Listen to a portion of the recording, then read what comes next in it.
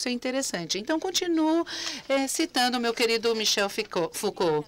A estrutura do espelho está aqui no centro dela. A obra oferece um espaço fictício, alma real, onde aparece em miniatura e predizendo-se a si mesma, já que é contada em meio a tantas maravilhas passadas, em meio a tantas outras noites. E essa noite privilegiada, tão semelhantes demais, um espaço se abre semelhante àquele na qual ela se constitui como um íntimo racho, uma abertura, e descobre no próprio céu as mesmas estrelas.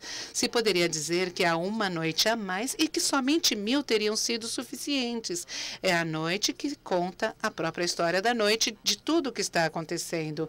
Aqui poderíamos chamá-lo também de indisciplina, além das modas, das categorias, tentar, num momento determinado, buscar uma linha como alguém que é excêntrico, mais do que excêntrico, fora do centro, que é amigo do Luiz, que é Reveron, e quando eu tenho que explicá-lo em aula, eu digo que não é que ele seja antigo, ele quer ser assim.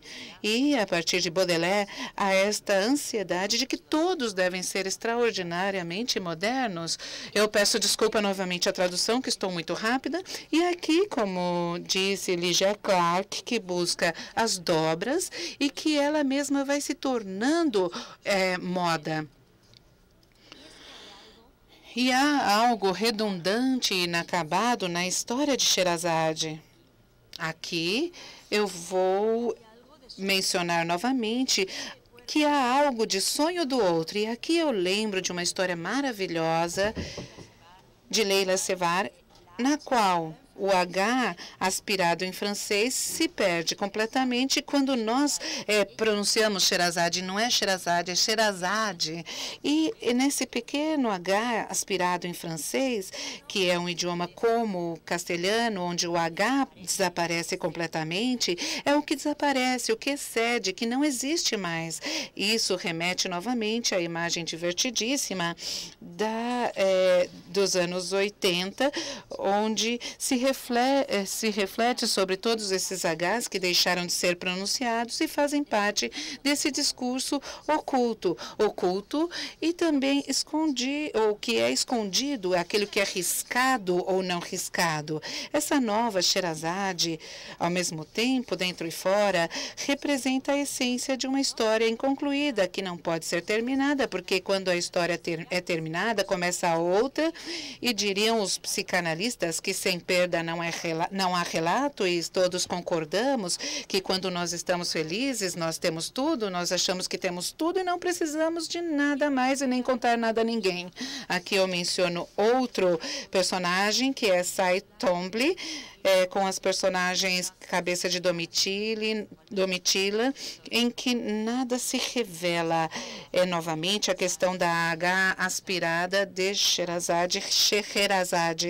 Aparece a Domitila, essa cabeça maravilhosa de Domitila, do século II, esposa de Flávio Clemens e sobrinha de Domiciano, que é uma imagem aberta e desconcertante, pelo menos inicialmente, uma série que escapa sem trégua e nunca poderia ser terminada, mesmo que às vezes parece que é revelada, e mesmo quando ela é revelada, continua se ocultando como acontece nas melhores histórias. Eu volto a Uley, protagonista deste relato, convertido em objeto arqueológico. Ele quase se tornou terra. E tem muito a ver com a eminência do Pérez O'Hamas, que dizia que está a ponto de acontecer a palavra na ponta da língua, o silêncio imprevisto que aparece antes da decisão de falar ou não falar. A arte contemporânea deveria cultivar isso, talvez com maior amplitude em muitos casos. Então, essas fronteiras, essas bordas, uma fronteira que não está bem marcada ou não tem marcações precisas, e isso poderia referir-se a qualquer objeto, e também como Domitila, que poderia ser qualquer coisa ou de qualquer pessoa. Quem se importa com o último dos segredos mais deslumbrantes, o homem ou a estátua? Quem vem do passado ou do futuro? Ontem também se falou desse assunto continuamente, a iminência dentro do contexto do passado ou do contexto do futuro. Quem vem de onde e em que momento vem cada um de onde? No fundo, há infinitas aproximações, garantias adicionais que trazem o trabalho arqueológico, que é privilegiado. Eu vou explicar por quê e por que eu começo uma palestra de arte contemporânea com o trabalho dos arqueólogos, porque eu acho, como diz o poeta Oden na arqueologia, em um dos livros mais bonitos do poeta Oden, diz: a pá do arqueólogo escava o que é mais antigo, desenterrando provas de uma forma de vida que ninguém creria possíveis, onde ninguém tem nada sólido para dizer. Que sorte, disse Oden. Talvez nós também tenhamos esquecido de olhar para Borges, que é tão fácil, não teríamos que ficar fazendo tantas teorias. Ninguém percebe que Borges é o significante e o significado da pós-modernidade, até que alguém, no final dos anos 80, eu não lembro se foi Liza Phillips, o incluiu numa antologia sobre pós-modernismo. Aí está o Borges abrindo esse texto. Então vem o poeta Oden, nesse livro publicado em 1984, e que alude a essa magia que implica em nunca estar acabado e correto. É um poema escrito depois de deixar Nova York, voltar à sua terra natal, e que tem algo de premonitório, porque Auden morre muito pouco depois, e que a magia, onde se vê que a magia tem certa clarividência, e que sorte quando não há quase nada a dizer. É o contrário do que foi acontecendo nos últimos anos na disciplina da história da arte governada pela teoria e expertise. Se trata da magia em fuga, para dizer de alguma forma, a contrária obsessiva certeza da ciência, e a história de arte também como ciência que governa tudo. E continua o Oden dizendo que a ciência pode continuar tendo seus próprios fins, mas a suposição é muito mais interessante que a certeza, diz Oden, e desse ponto de vista ele também é muito lúcido. Falando de indisciplinas, eu acho que essa é uma das obras mais indisciplinadas que nós podemos encontrar na história da arte. Pode ser uma obra mestre muito indisciplinada. E do que se está falando realmente aqui? Do que Velázquez está falando aqui? Obviamente dos reis. E como ele tira o espaço dos espectadores. Nós somos os reis que aparecemos aqui atrás, por isso eu digo que o interessante, e trago as meninas, esse quadro aqui, porque o interessante é que não há indisciplina somente na arte contemporânea, mas a história de arte está cheia de indisciplinas. As meninas é um quadro que é um exemplo óbvio disso. É uma indisciplina porque, como eu disse, o que faz um pintor da corte, nesse século específico, pintando-se com os reis? E ele nos coloca, espectadores, nessa posição incômoda, onde nós estamos enfiados lá no quadro. Ou seja, nós não estamos olhando, nós estamos dentro do quadro. Estamos sendo roubados no nosso espaço como espectador. Por isso, o Lacan também cito um pouco de teoria, porque isso faz parte do meu tempo. E como Lacan diz, Lacan é um poeta, porque ele trabalha com metáforas. Nós estamos seguros aqui porque, trabalhando com metáforas, nunca temos certezas. Então, é por isso que eu menciono. Por isso, Lacan volta com frequência aos pintores e pinturas, e mais concretamente às meninas, porque ele traz as contradições e mal-entendidos que tanto inquietam e que também nos inquieta aqui nessa Bienal a muitos de nós. Essa complexa construção formal, a multifocalidade, é colocada em questão nos consensos correlativos e voltam ao conflito dessa ocidentalidade, e as meninas nos intriga porque está nos deixando totalmente confusos como sujeitos, porque é uma obra extraordinariamente indisciplinada. E é curioso porque, apesar da passagem do tempo, a obra continua sendo igualmente anti-indisciplinária ou indisciplinária. E então, essa ausência desses pontos de fuga faz com que as meninas nos levem ao Museu do Prado. E a Mastruz trabalhou sobre esse quadro, As Meninas. Esse é um caso que eu queria contar, mas ela fala da força do quadro. E estas imagens de um dia qualquer no Prado, e parece que todos estão fazendo aí as suas coisas, menos olhando para as meninas. As crianças das escolas, algum deve estar olhando. Mas é isso que se dizia numa placa, é proibido entrar crianças nesse colégio. Mas isso é uma piada nossa. E o que eu gostaria de dizer que é interessante é que houve uma exposição no Museu do Prado, onde se convidou o Thomas Truss, que estava trabalhando nos quadros, e o diretor a convidou a colocar as fotos dentro do contexto do Museu do Prado. Eu ajudei o Thomas e nós intercalamos as pinturas nas salas e era muito divertido porque nós poderíamos fazer qualquer coisa que quiséssemos. Tínhamos total liberdade para fazer qualquer coisa e Tomás queria o quadro das meninas na sala das meninas, ou seja, a foto das meninas.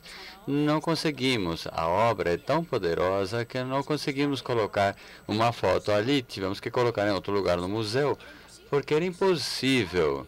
Aquelas linhas se cruzavam, davam um incômodo.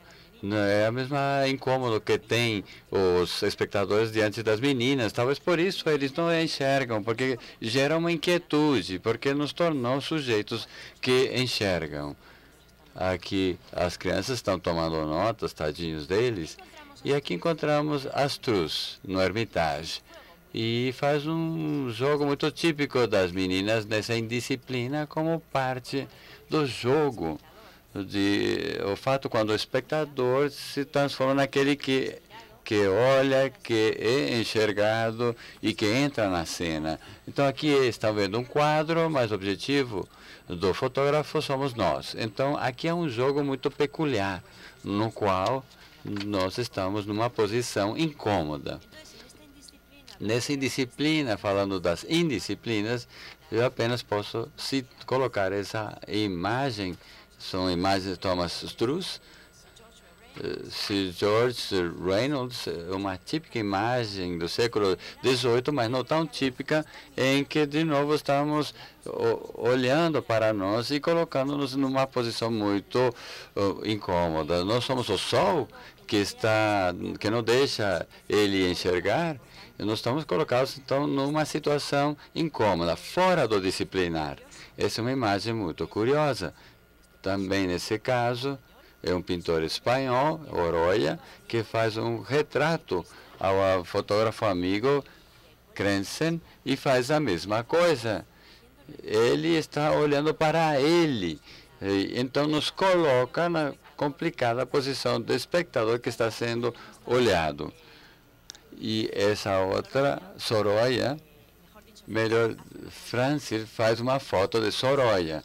E é engraçado, porque o quadro é muito mais fotográfico, o quadro é muito mais moderno. E a fotografia ainda está submetida a muitas das convenções decimonônicas. Pode ser um pouco tediosa. E aqui está o jogo dos falsos espelhos, a qual eu me referia antes, e que faz parte de toda a imagem do interdisciplinar. Os espelhos que refletem a nossa imagem.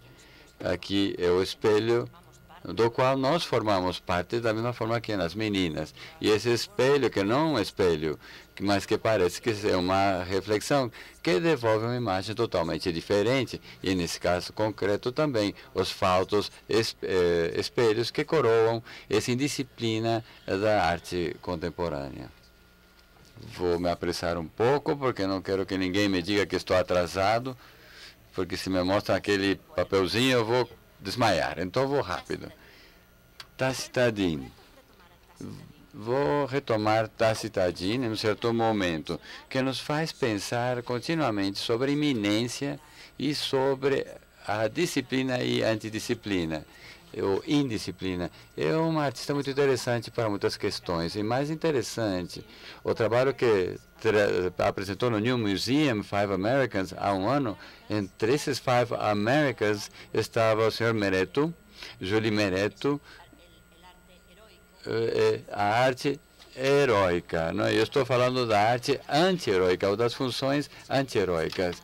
Porque se você é indisciplinado, você tem que ser marginal, ser, como disse o Oiticica, tem que ser um herói marginal. Então, como disse Tacitadine, nos faz pensar em Londres com um filme de 16 milímetros que custa muito filmar, porque com o digital é muito difícil encontrar carretel e esses filmes de 15 milímetros, e procurava essa qualidade precisa, quase obsoleta, na qual ela se interessa muito na sua obra. Então, ela sempre mostra suas obras de forma pouco comum, elegante, e em Five Americans não era diferente. Então, eu vou deixar um pouco ao lado o Julie Mereto, enquanto realizava seus murais, mas eu me centrei nos restos dos 4 americanos restantes. Primeiro tínhamos Mary C. Cunningham, que é mítico. Por outra parte, Sight Ombley, que já falamos, é um dos artistas favoritos de Luiz, porque ele já escreveu coisas muito bonitas deles, os senhores Sotenberg e Steinberg. E é muito curioso que esses 4 personagens, ela filmou eles quando já eram bastante velhos. Eu acho que quando você é mais velho, você tende a perder a visibilidade e o sex appeal. Então, os artistas já maduros se tornam mais vulneráveis, e isso os embeleze. E ela viu a fragilidade de cada um desses artistas. O filme de Mary C. Cunningham era na qual estava na Baía de São Francisco com os dançarinos dançando, mas lá estava Meyers sentado numa cadeira de rodas, que era a vulnerabilidade extrema de um dançarino que não pode mais dançar.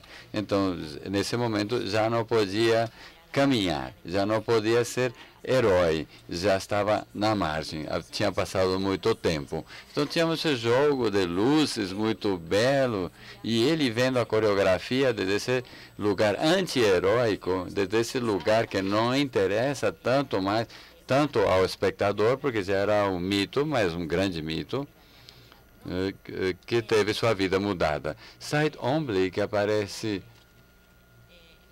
no trabalho, fazendo algumas coisas, diante dessas imagens heróicas de Jackson Pollock, onde o artista está trabalhando heroicamente.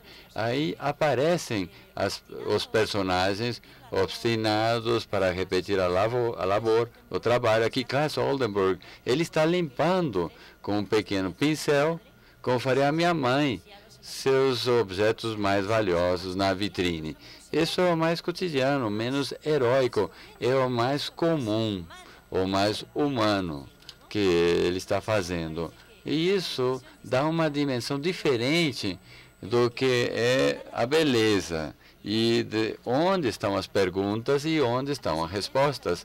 Aqui está em evidência a vulnerabilidade infinita desses personagens e de suas obras, porque eu acho que no caso de todos os personagens aqui envolvidos, há uma absoluta vulnerabilidade. É quase como essa imagem olhando para a estatueta, aquela ideia de que vamos perguntar, mas o fascinante das grandes perguntas, das boas perguntas, como dizia meu professor Gombrich, as perguntas genuínas não têm resposta.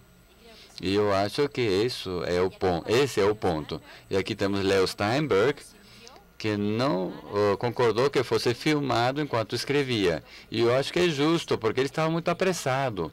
Ele já tinha mais de 90 anos e não queria perder tempo, porque tinha pressa para terminar o que estava fazendo. E isso é interessante também, a ideia de se perder. E a ideia da perda diante de milhares de teorias e a ideia de ter uma missão muito importante, que é terminar isso que ele estava escrevendo. Ele é um dos grandes especialistas em Rafael, então no final ele só permitiu tirar essas pequenas fotos dele escrevendo. Então, a ideia de que é só isso que vai acontecer nessa metáfora. Então, tudo isso é anti-heróico. Já falava de Rosário, mas também poderia citar a Manuel Montalvo, que é um personagem que apareceu numa exposição de Reina Sofia, que passou a vida escrevendo como Henry Dodger, escrevendo em cadernos obsessivamente, uma história atrás da outra. Esses são todos que estão nas bordas. Então, como definir essa disciplina que se transforma numa antidisciplina e para a qual o expertise não vale? Não, você tem que mudar as perguntas e as teorias, ou não ter teorias, ou só aspirar a que o mundo explique a poesia. Então, perguntas abertas, perguntas poéticas, porque não tem apenas uma resposta. Então, como falou Hans von Adler, também sumiu na água e nunca mais soubemos nada dele. Então, tudo aquilo que sai dos limites que temos marcados. E Mark Dion, que vê para o passado e tenta criar mundos paralelos, e que também tem escapa da expertise. É o inesperado que é colocado e que Gurer também coloca. Esse aqui é um dos grandes teóricos do 18 que fez as páginas de introdução para a grande coleção de vesígias de Hamilton. Dizia que a antiguidade é um país enorme separado do nosso por um longo intervalo de tempo. Realmente as disciplinas e indisciplinas aconteciam sempre. E na arte contemporânea, se as perguntas são genuínas, não são específicas da arte contemporânea, são perguntas que atravessam a humanidade. É o encontro conosco no tempo e no espaço proposto por Tacitadin, é o jogo de olhar, de Cézanne, de olhar continuamente de lado. E termino aqui, então, com o que eu acho que pode ser uma solução, que é na hospitalidade, a hospitalidade teórica. Então, primeiro entendendo a poesia, depois a hospitalidade. A ideia de que podemos encontrar o estrangeiro no sentido mais amplo, em qualquer lugar, em casa, fora de casa. O estrangeiro que é aquele que traz as perguntas incômodas que questionam ao pai e ao sistema que rige ao pai. Esse é o estrangeiro.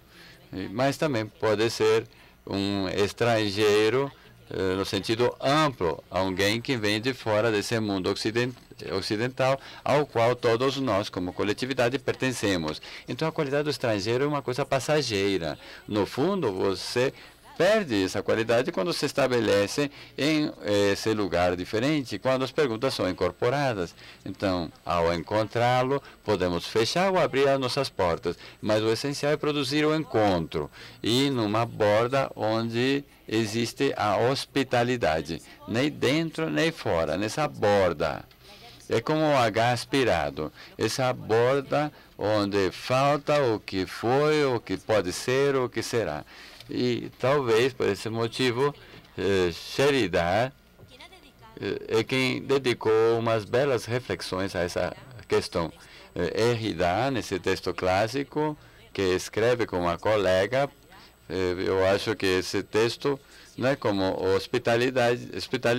Então, ela deixa que ela entre no seu texto. Então, temos aqui a metáfora da hospitalidade. Então, elas questionam nossas formas como anfitriões, no sentido mais amplo, mas também no sentido da teoria da arte, onde você pode ser anfitrião e colocar perguntas. Então, é uma hospitalidade que não é obrigatória, mas se oferece na reciprocidade que traz uma pergunta que pode gerar outra pergunta. e que pode chegar, que se oferece aqui nesse projeto da Bienal, que é tão especial. E então que é uma reciprocidade que põe em xeque ao sistema, porque se ela não coloca em xeque o sistema, não serve de nada, e então há uma certa transgressão implicada. Então, aqui com essa cita diz assim: devemos exigir ao estrangeiro nos compreender, falar nossa língua, em todos os sentidos do termo, em todas as suas extensões possíveis, antes e para poder acolhê-lo.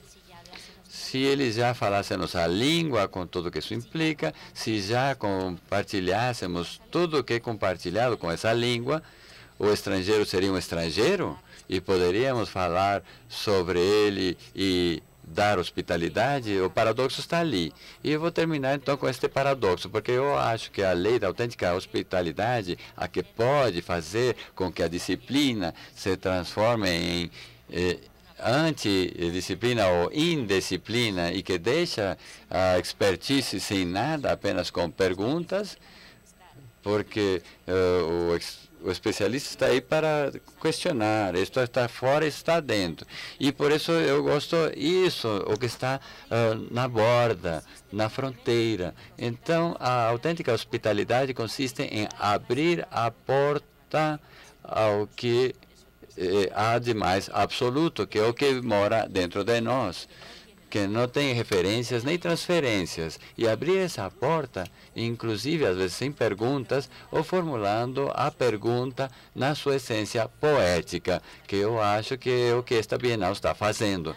E o fascinante é que quando você coloca a pergunta em essência poética, você nunca terá uma resposta e, principalmente, nunca será uma resposta única. E fui precisa, pontual.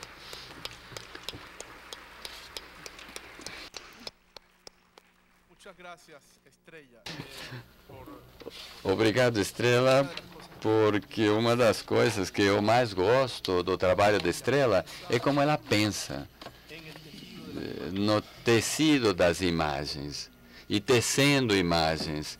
E eu acho que foi uma palestra, inclusive, mais crítica da ideia de uma teoria que produziria arte do que a mesma argumentação antiteórica.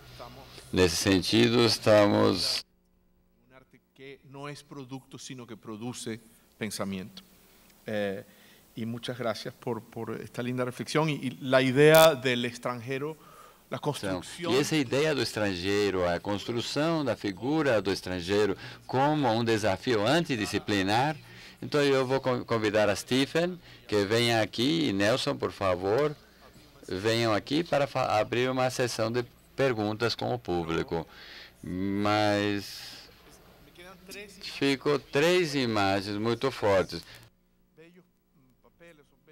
Três imagens dessas belas apresentações. Primeiro, a da Ian Hamilton Finlay, como um lavrador no fundo e com aqueles pássaros que começam a voar, com uma imagem do estrangeiro, e outra imagem que poderia parecer heróica, mas uma equipe inteira tentando imaginar como empilhar esses containers da forma como não deveria ser, ou para a qual não foram desenhados.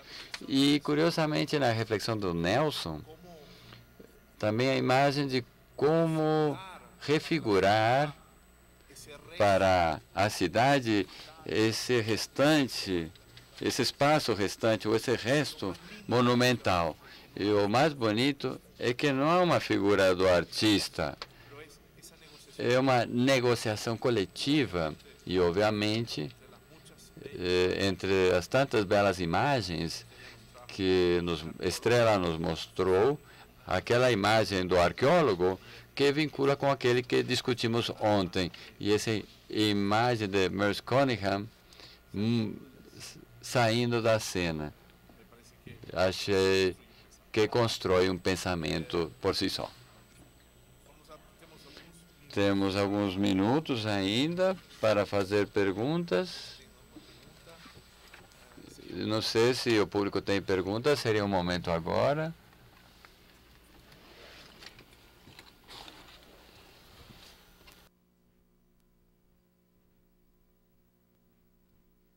Bom dia, boa tarde.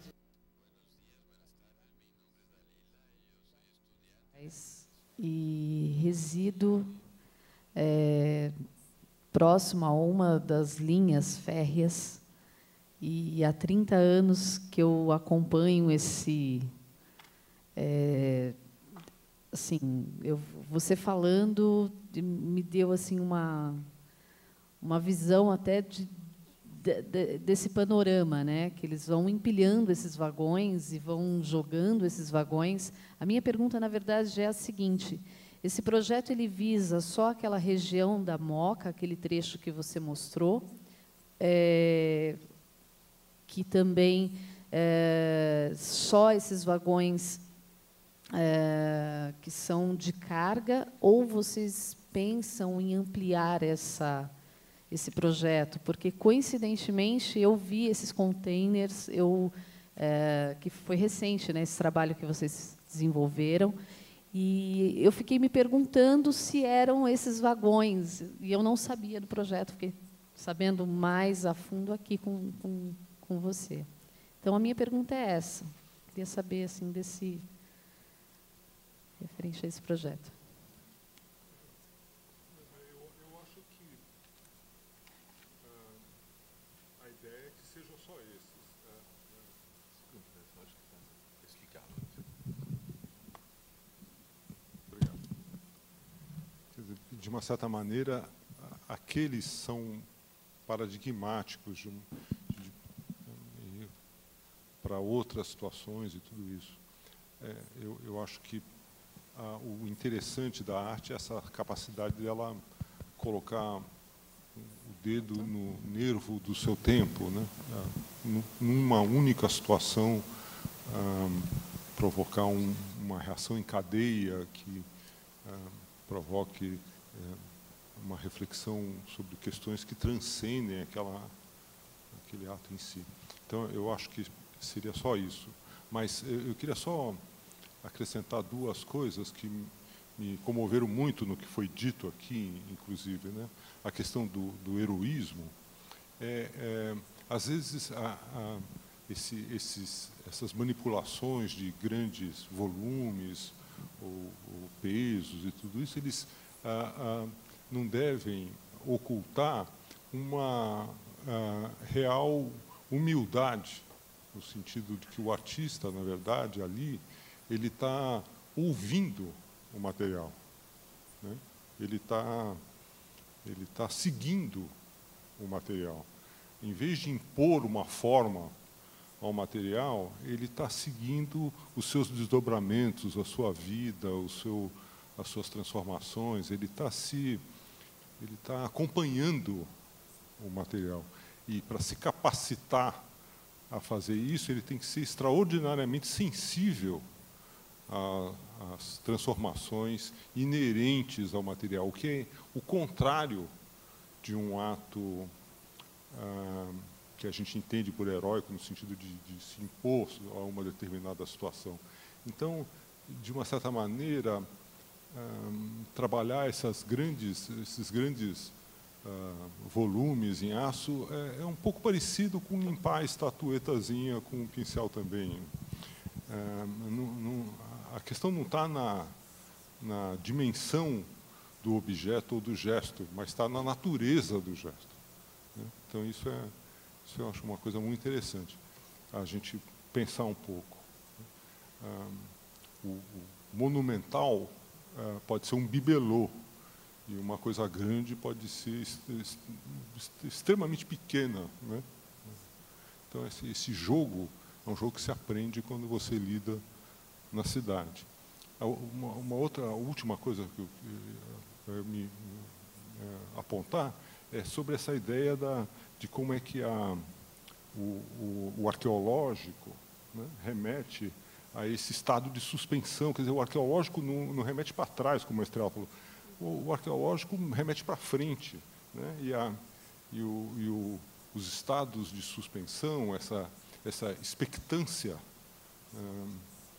a promessa de futuro que está em todas as coisas, né? Então, a iminência, o que eu acho que aquela região de São Paulo ela está na iminência de poder ser a cidade que a gente espera que ela seja. Então, essa emergência está contida naquelas coisas aparentemente inertes. Eu acho que é isso que a arte é capaz de fazer ver.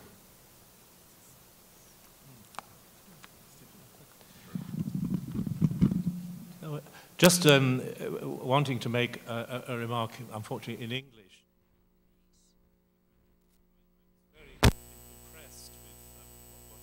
Com o que você falou sobre o projeto. Mas o que também chamou a minha atenção, você estava falando sobre artistas. Existem tantas paisagens interessantes. Eu trabalhei em linhas férreas em New Haven, nos sistemas de esgoto da costa oeste. E também tem o Parque de Duisberg, na Alemanha, que é uma paisagem industrial que está sendo transformada. Então, eu acho que seria muito interessante trazer os arquitetos de paisagem aqui para esse trabalho também, para essa conversa.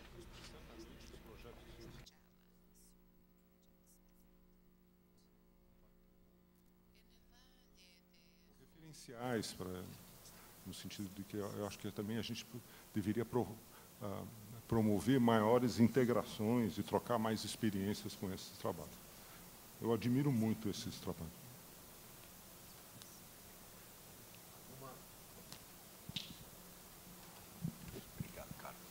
Uma outra pergunta?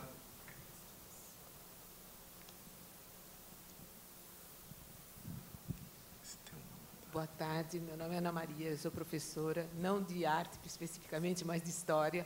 Então, estou acompanhando com muito interesse, e hoje se voltou a essa parte da arqueologia, inclusive, mas os meus parabéns, principalmente para a Estrela, que ela foi fenomenal. Ela mostrou a iminência do tempo, que ela correu atrás do tempo, nós corremos atrás dela, querendo pegar todo o sentido, e foi uma palestra maravilhosa. Parabéns.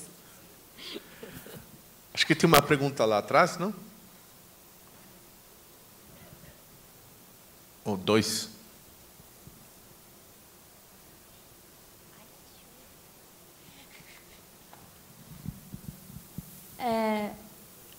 Sou a Júlia, a respeito também da Estrela, que eu achei muito interessante toda a reunião de tantos conceitos, falou de Foucault, falou de um milhão de referências para focar numa temática, assim, que eu achei muito interessante. E a minha pergunta é de uma leiga que é curiosa por fotografia, e eu gostaria de, além de estudo, que a gente pode fazer para ler as fotografias assim com tanto conteúdo, assim? Basicamente é isso. Qué complicado, ¿no?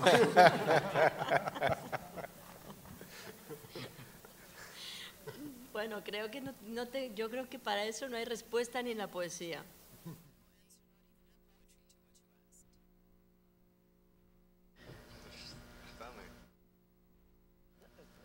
Bueno, mi nombre, voy a hablar en portugués. Así podía hablar en español. Eu poderia falar em espanhol, sou agente.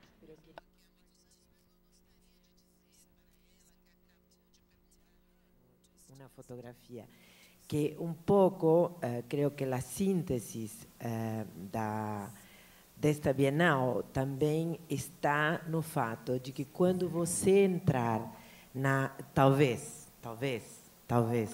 mas pelo menos é o que aconteceu comigo, quando você entra na sala do Bispo do Rosário, você tem a capacidade ou a possibilidade de não apenas ver a beleza da construção, e sim apenas se emocionar, de repente, com a dor, né, que eu, por exemplo, senti perante a dor que este ser deve ter tido quando transitava entre o delírio e a realidade, em compor obsessivamente, milimetricamente, com as palavras que o tempo todo lhe vem à mente nessa construção, né? e que de repente não somos capazes de saber exatamente se isso é arte ou é apenas uma expressão, né? E eu acho que essa é a iminência a qual nós temos que estar abertos, né?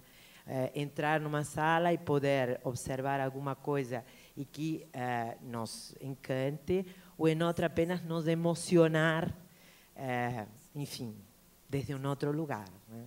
Acho que talvez para você poder ver fotografias tenha que estar aberta e observá-las, enfim, de diferentes formas. Yo es que creo que, por eso antes he dicho, no lo puede contestar nadie, que no creo que mirar una fotografía sea muy distinto.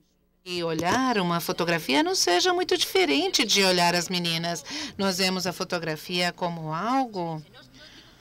Não digo que seja subsidiário da arte, mas antes eu brinquei e disse, olha que moderna essa imagem pintada diante da fotografia que é tão antiga. Isso chama a atenção. Estava a ponto de dizer que somente nós podemos aproximar de tudo, meninas, fotografia, o que for em gerúndio. Só há uma forma de ler, que é lendo. Só há uma forma de olhar, que é olhando. E não há outra fórmula. Não há outra fórmula. Então, eu gostaria de dizer que, se você entrar e olhar olhando, até o ponto de utilizar a minha quinta citação, temos milhões de citações, que é do Ur, que fala da iminência, do gerúndio, que o gerúndio também é o lugar da negociação. E nós estamos... E desculpe, tradutoras, novamente, estou falando demais. E estamos muito acostumados a saber o que nós temos que olhar. E o interessante é que nós temos que nos acostumar a olhar. E isso é muito difícil. E fazer as opções de não me interessa. Ok. Isso não significa que, se algo não te interessar, não seja válido, mas nós temos que mudar a nossa forma de nos aproximarmos. E quando você está na antidisciplina e fora da expertise, se um especialista me disser que algo é maravilhoso, eu digo ao especialista que não estou de acordo com ele. E ok, não acontece nada. A expertise é algo contemporâneo que está unido com algo contemporâneo, ilustrado, e eu diria que as fotos, para mim... E eu falei, nossa, que pergunta tão difícil por isso, porque olhar uma foto para mim é como olhar qualquer coisa, olhar em gerúndio, olhar olhando, aprender a olhar em gerúndio, o mundo inteiro, e assim estaremos todos salvos, ou a salvo, e é isso que o Luiz quer. Eu acrescentaria, Estrela, para algo que vai totalmente no sentido da importância do gerúndio, do tempo incoativo, do ler lendo, olhar olhando, um exercício que é pessoal, mas é importante à medida do possível, porque organizar uma Bienal é tão complicado quanto levantar os 40.000 vagões da cidade de São Paulo. E há tantas negociações e limitações, talvez não tão complicados, mas é mais ou menos por aí. Nós tentamos exercitar algo, e para continuar com as citações, o Raul vai me corrigir, porque é o nosso grande especialista nisso. Há uma carta de Chollet a Benjamin que, em algum momento, ele fala da leitura.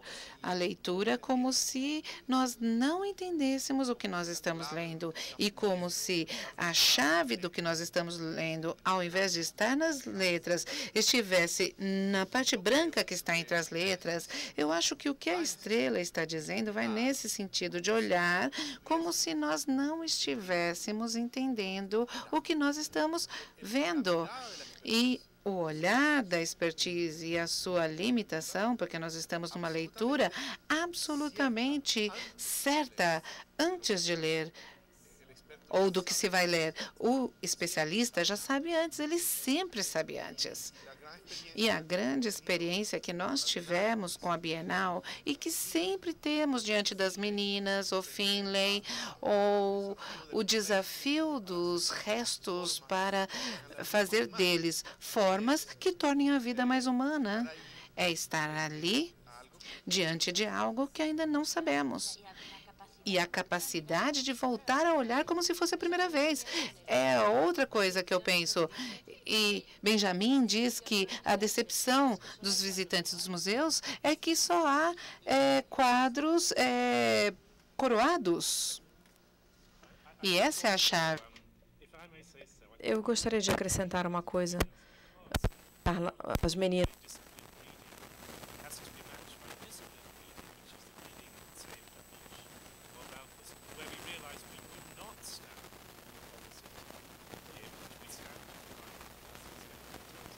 Porque o que nós vemos quando nós estamos à direita é o outro lado da tela refletida no espelho.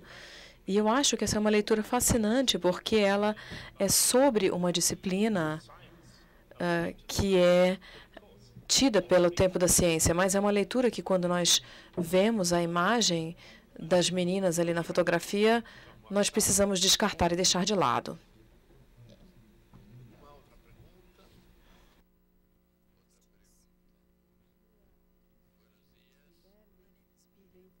Trabalho sonoro, e queria chamar a atenção em relação a esses vagões, do potencial que tem o metal, né, de som e de qualidade, de reverberação.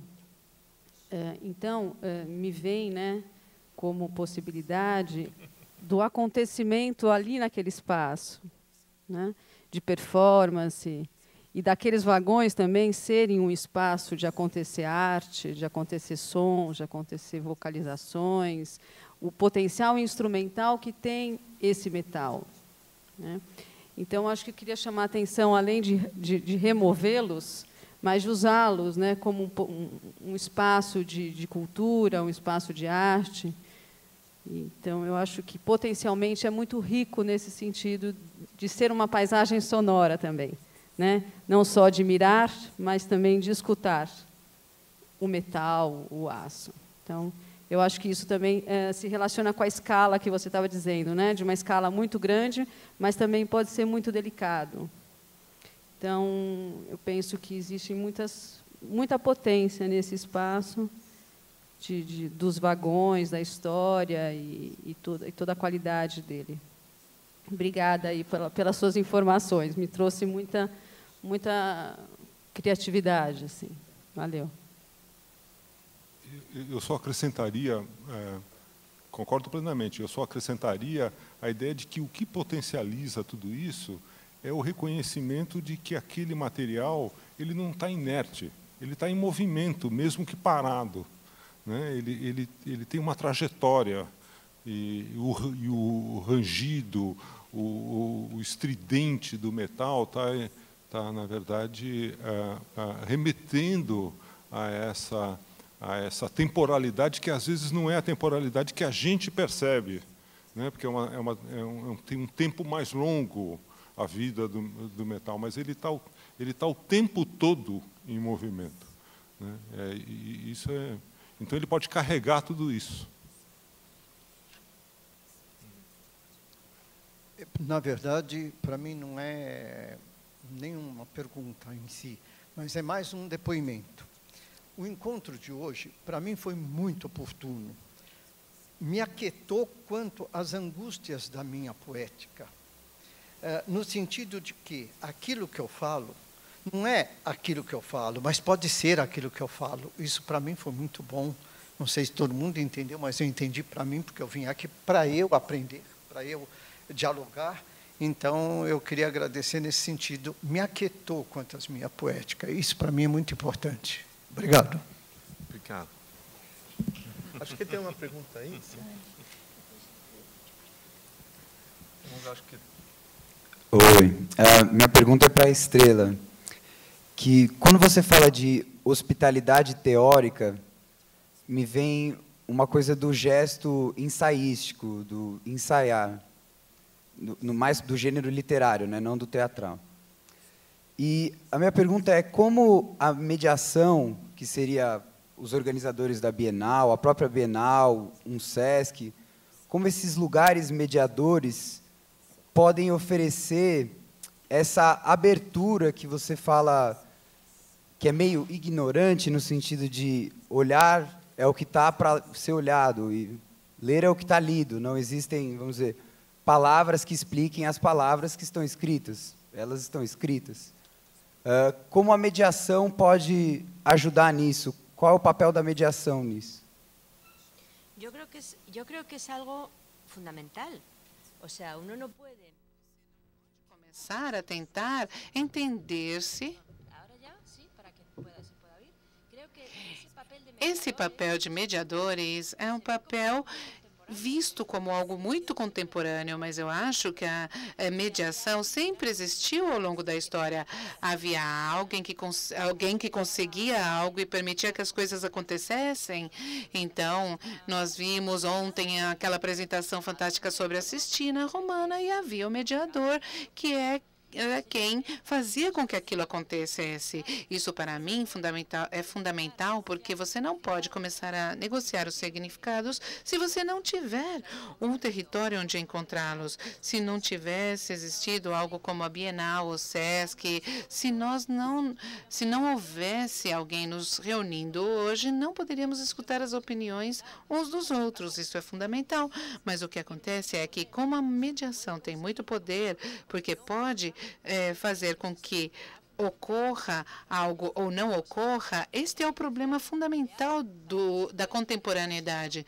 Então, a mediação é ideal e, para ocorrer, deveria ser suficientemente generosa para não temer as perguntas incômodas, porque são aquelas que a teoria deve se fazer, porque é sua obrigação. Eu não sei se eu respondi, mas é fundamental, mas nós não podemos fazer que esse papel de mediador se torne em quem dita as normas do jogo. É o que acontece, eventualmente, no mundo contemporâneo. Mas se o mediador pode possibilitar isso, é fundamental, e é o que deve ser feito. E eu acho que as coisas vão mudar, nós vamos entrar numa etapa que talvez seja muito diferente das anteriores. Eu não sei se melhor ou pior, eu estou emocionada com um país em ruínas como é o meu.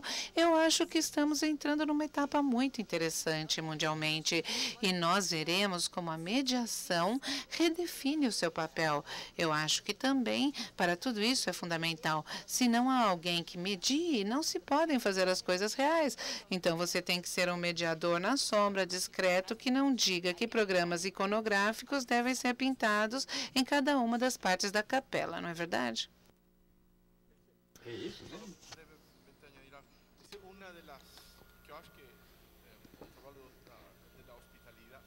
Eu acho que o trabalho da hospitalidade,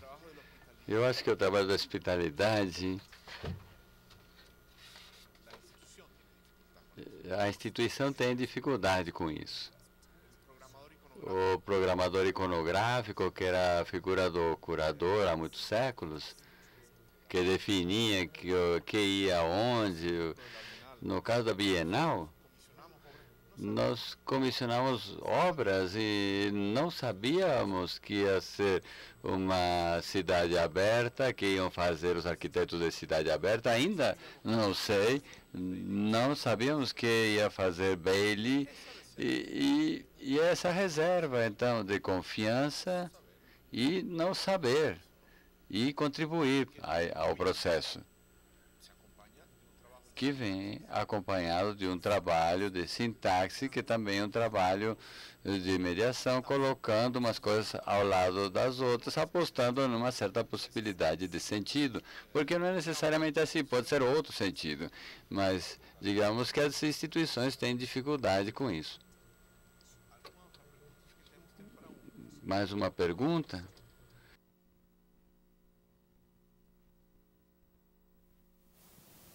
Boa tarde. Eu fiquei pensando nas falas, e a Estrela falou muito na fala da antidisciplinaridade no trabalho, né? O trabalho como te colocar uma postura antidisciplinar, né? Principalmente já como o trabalho posto e nessa relação com o espectador. Mas eu fiquei pensando se talvez o trabalho do Finlay, que o Stephen falou, e o trabalho do José Rezende não tem se eles podem assumir essa característica antidisciplinar como processo de criação também. Se pode se falar dessa antidisciplinaridade durante o processo, se isso é uma postura que, ou se não sei, queria ouvir vocês. Obrigado.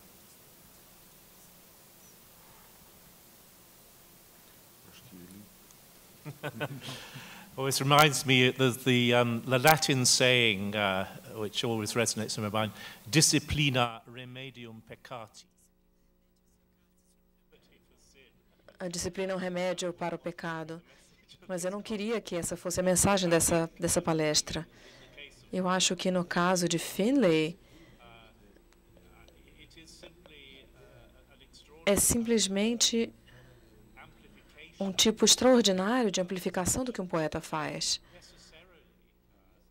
que necessariamente leva a vários aspectos diferentes, quer seja o mundo da natureza, o mundo do entalhe, e pluraliza essa afirmação, essa declaração. Acho que esse é um modelo dessa abordagem antidisciplinar. Well, muy agradecido a Stephen Estrella, Nelson, por esta bellísima sesión y a todos ustedes por su presencia generosa y sus preguntas. Y continuamos la sesión de esta tarde a las 3 de la tarde.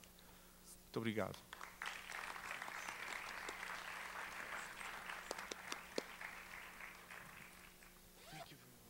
A gente só queria lembrar a todos que os certificados já estão lá fora, caso vocês queiram retirar, e que o desconto do crachá é apenas para o almoço, então que todos aproveitem o almoço na comedoria do SESC. Nos encontramos às 3.